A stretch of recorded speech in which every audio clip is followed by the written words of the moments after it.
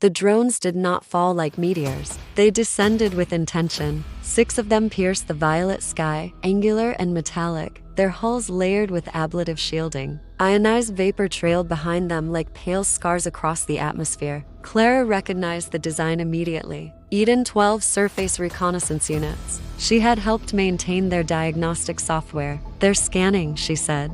Cale didn't take his eyes off the sky. "For threats? For data?" The first drone slowed above the obsidian canopy, stabilizers unfolding like mechanical wings. A beam of structured light swept across the forest, passing over crystalline trunks and radiation-fed membranes. Where the beam touched the vegetation, the plants reacted, surfaces rippling, internal pigments shifting density, not retreating, adapting in real time. "They think this is contamination," Clara murmured. Mara stepped beside her. "And what do you think?" Clara hesitated. Underground doctrine classified all uncontrolled mutation as destabilizing. Surface biomass would be labeled hazardous, possibly hostile. Protocol would recommend sterilization before colonization. "They won't understand what this is," Clara said quietly. Above them, the second drone emitted a pulse, a low-frequency seismic scan. The ground beneath Clara's feet vibrated. Several of the younger children in the settlement flinched, instinctively covering their ears. Cale's jaw tightened. "They map before they cut." Clara turned to him sharply. "Cut, excavation," he corrected, though the word carried no softness. 200 years ago, the survivors who could not reach underground shelters had endured the burn. Most died within weeks. Radiation destroyed skin integrity. Retinal cells liquefied under unfiltered ultraviolet exposure. Crops failed. Stored food rotted. But a fraction of the population carried rare genetic traits, enhanced nucleotide excision repair enzymes, slightly denser melanin clusters, minor oxidative stress resistance. Under a shattered ozone layer, they meant the difference between agony and survival long enough to reproduce. Selection pressure intensified. Within 3 generations, measurable phenotypic shifts emerged. Within 10, baseline humanity on the surface had diverged. Clara knew this academically. Seeing it embodied was different. A third drone deployed smaller autonomous units, silver spheres that detached and drifted downward between the crystalline trees. One sphere hovered within meters of Clara. A thin scanning filament extended toward her face. She felt its sensor field brushing her skin. Genetic match confirmed, an automated voice transmitted through external speakers. Subject Clara Vale. Anomaly classification sustained. Her stomach tightened. They had tagged her biometrics during isolation. The drone rotated slightly, redirecting focus toward Cale. Unknown human phenotype detected. High mutational variants. Radiation-tolerant morphology confirmed. Cale's eyes narrowed. "It speaks as if we are specimens." "To them, you are," Clara said. The sphere emitted a sharper pulse. From the main drone overhead, a panel slid open. Mara moved faster than Clara expected for someone her age. She stepped forward and raised her hand toward the hovering sphere. For a split second, nothing happened. Then the skin along her forearm flared, subdermal nodes igniting with concentrated luminescence. The air around her hand distorted. The sphere's casing sparked. Its descent faltered. Clara stared. "That's electromagnetic discharge," Cale said quietly. "We learned to redirect solar charge." Mara clenched her fist. The sphere dropped. Systems fried. It hit the ground and lay still. Above them, the main drone recalibrated instantly. Threat response mode activated. A sharper beam descended, not scanning this time, but focused. The crystalline tree beside Clara split under the impact, its surface fracturing into molten shards. The settlement erupted into motion. People scattered with coordinated efficiency, not panic strategy. Cale grabbed Clara's wrist. "Move." They ran between the dark trunks as additional beams lanced downward, carving smoking trenches into the basin floor. "They're escalating," Clara shouted over the hum.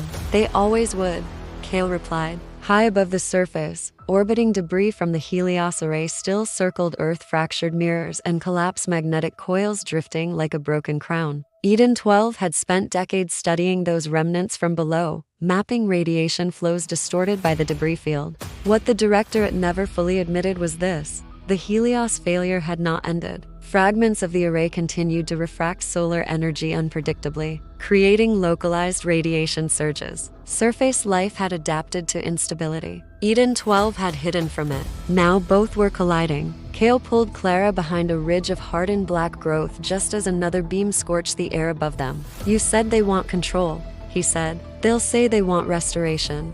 To what? Clara had no answer. The ground trembled again stronger, not from drones, from below. Kale felt it too. "What is that?" Clara's blood ran cold. "That's not surface tech." A circular section of Earth several hundred meters away began to split apart, soil and crystalline roots cracking as something forced its way upward. A column of reinforced alloy rose from beneath the basin floor, segments locking into place with mechanical precision. A surface elevator. Eden 12 had activated an old vertical transit shaft directly beneath the settlement. "They're not just scanning," Clara whispered. "They're coming up." The drones shifted formation, creating a defensive perimeter around the rising column. From speakers mounted along the alloy structure, a familiar voice echoed, "Clara Vale, Dr. Elias Rowan." His image flickered to life on a projection panel embedded in the column's side. "You are ordered to return immediately." Clara stepped out from behind the ridge before Kale could stop her. Rowan's eyes fixed on her glowing skin. "We have confirmed sustainable atmospheric conditions within localized zones," he continued. "Your presence has accelerated our assessment." "You mean I showed you it's possible," Clara said. "We mean you demonstrated viable adaptation." Behind her, Mara and the others watched in silence. Rowan's gaze shifted briefly toward them. "Unregulated human variants have been detected. Genetic instability levels are extreme." Kale stepped beside Clara. "We are stable," he said calmly. "You are the unstable ones." Rowan ignored him. "Clara, Project Aurora was never intended to create division. It was insurance. You erased it.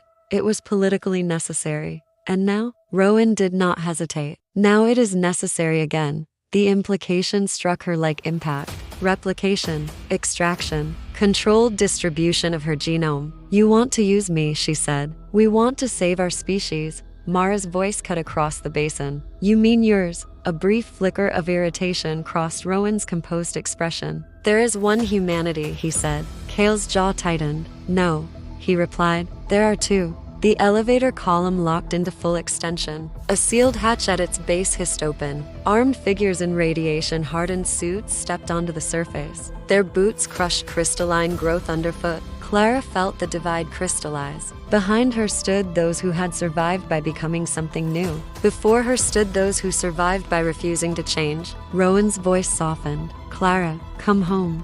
She looked at the soldiers, at the drones, at the sky fractured by lingering Helios debris. Then she looked at Kale.